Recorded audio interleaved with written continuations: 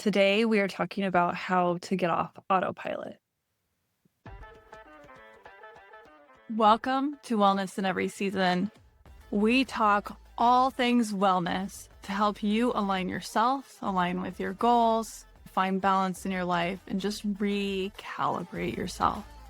If you are listening for the first time, welcome. I'm so glad you're here. And let's get started in the rest of the podcast. There are so many good reasons why we want to be on autopilot. It takes a lot of the mental load off of us. It makes it so that we can focus on other things. It can sometimes save time. It makes us able to check out of life, disassociate a little bit. There's so many pros to this. Let's also talk about some of the cons because there is a time and a place for autopilot. So the con is you're wasting more time than you realize. You are not checked in to your life enough to realize where friction is, or to maybe realize there's friction, but to do something about it to make the changes necessary. You're not connecting with the people around you in the way that is valuable. So maybe in a romantic relationship with children, the significant people in your life. You are checked out of your own health. You're not taking the time to care for yourself. And the list can go on and on for the cons. So let's talk about what you can do. And let's start with some questions to help you really gauge, is this the time and the place for me to do it? Because with any coaching relationship, when you end a consultation, usually it ends on a note of, is it worth the time, energy, whatever, to make this change? Because there's stress from not making whatever change is bringing into coaching. And then there's stress with making the changes for what your goal is that you want to achieve within a coaching relationship. And that's with any change that you're making in life as well, right? Is it worth the frustration of where your trajectory is right now, or the frustration of getting off autopilot and switching gears and putting a lot more focus into where you actually want to go? So think about that for yourself. Think about an area in your life that has some friction and ask yourself that, is it worth it right now to make a change? Or maybe you want to think of a few different areas of your life and rate them. And you can rate them in different ways. It's kind of like reducing debt. You can think of it as how easy would each area be if you want to quickly be able to have that, yay, I did something, I'm winning at something. You can choose an easy one. Or how much frustration is this area causing in my life? And you could choose that one. It could be kind of a mountain, and you're going to decide to chip away at it.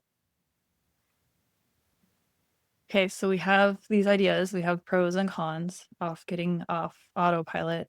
I gave you generalized ones. Think about that for yourself. What are the pros and cons of getting through this thing? There's a lot there. What else is there?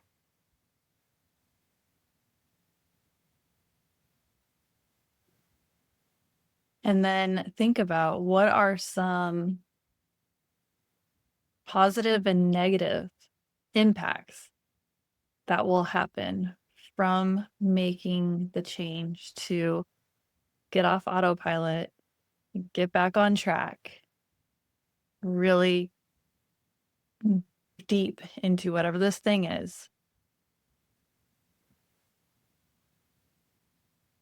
What do you need to set yourself up for success? Do you need to have a mentor? Do you need to find somebody else who wants to make a similar change so you guys can co-coach each other, cheer each other on? Do you need to find a coach who works in that particular area? Do you need to take some things off your plate that maybe don't matter, but you're so used to doing them that you're doing them anyway? That wasted energy space, we all have it. What needs to shift so that you have the time and you have the mental space for whatever this is? So, have some basic ideas just off of that. We're only 5 minutes in. So, let's think a little bit deeper. There are so many ways that we are on autopilot in our lives. It can be when we're driving, it can be when we're cooking dinner, it can be when we're sitting down, scrolling our phone. There's time that you're wasting that you can use towards whatever you want to accomplish in life. It can be when we're stressed out. Have you ever had that where you're so stressed out that you force yourself to disassociate? And by disassociating, it's you're disconnecting from yourself and from other people around you. Phone and social media, the perfect way to disassociate, but there are other ways that we do it, or we just zone out. What are ways that you can get yourself back into your life? Maybe it's spending time meditating so you don't feel so overwhelmed that your body decides for you that it's time to disassociate when you're not ready to. You want to be there in that moment with whoever you're with or whatever you're doing. Maybe you need to do some work on your nervous system. And what would that look like? I mentioned meditation, there's breathing techniques, there's spending time in nature. There's so many different things. What comes to mind for you? I'm just giving a couple examples. I'm not trying to give you a list on purpose because you know yourself best. And if you're really struggling with this because you feel like you are so disconnected from yourself that you don't feel like you know yourself best, let's have a conversation. I will help you through that. I've totally been there. I've done the work because of how stressful that is. So, autopilot, right? Think about that with the smart cars that we have on the road today, where we can just press a button, move a little stick down twice, and we're on autopilot.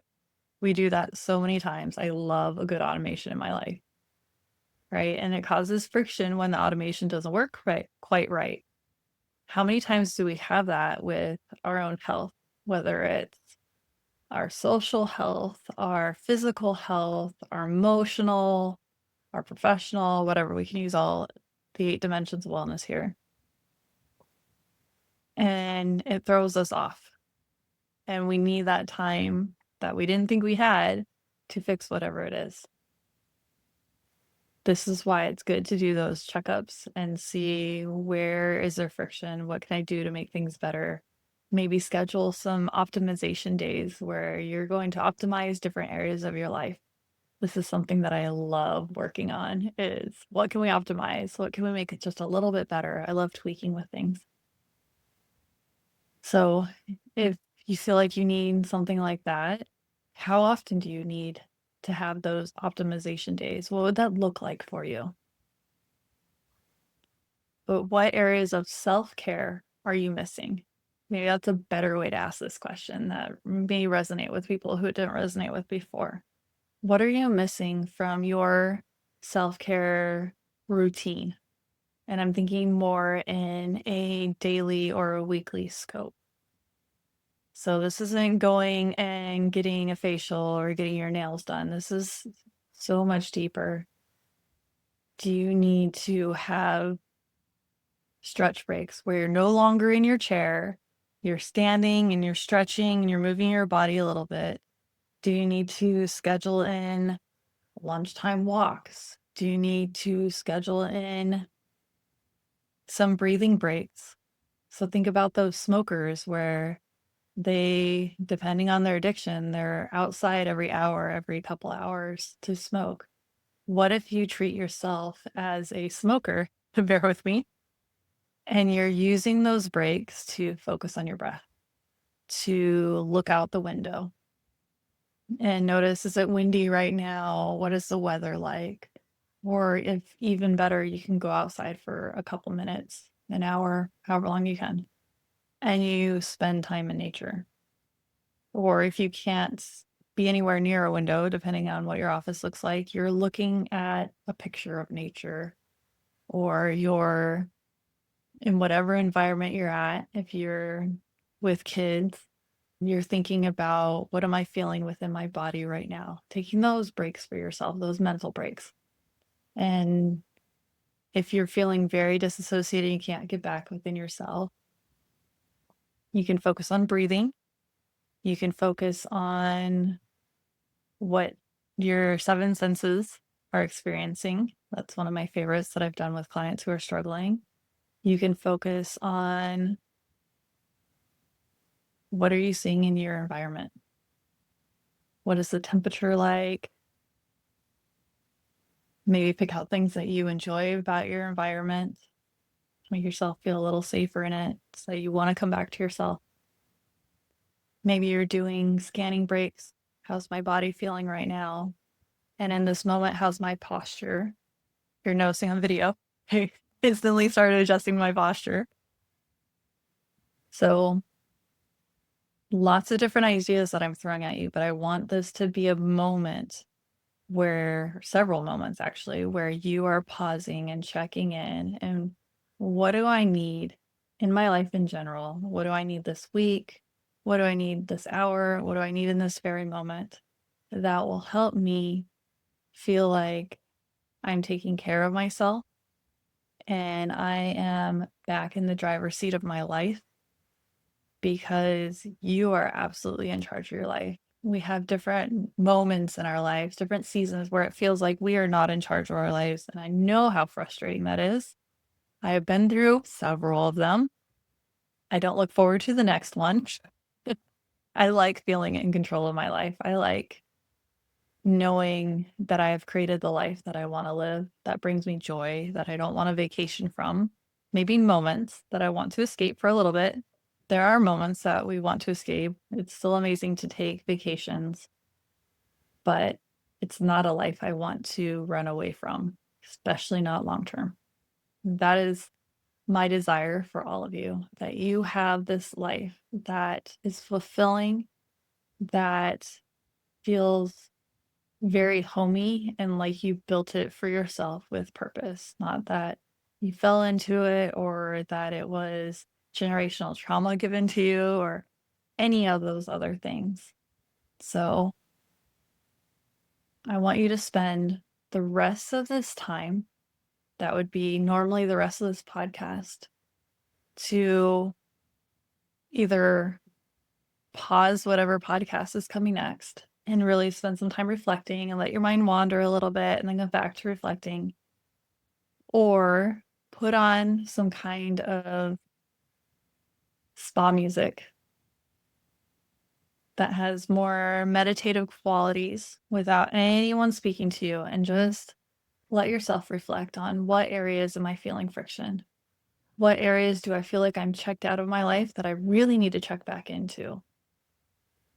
What areas do I need to automate so that I have more space to breathe?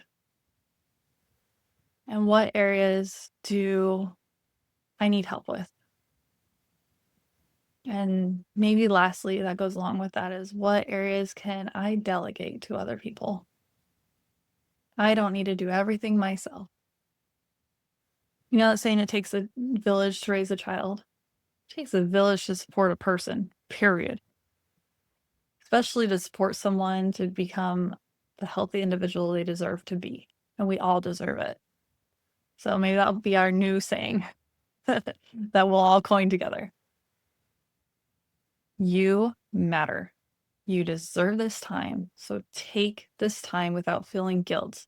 Because when you take care of yourself, it creates this beautiful ripple effect in all of your relationships and in all of the areas of your life. So take this time for you, and I'll see you in the next episode.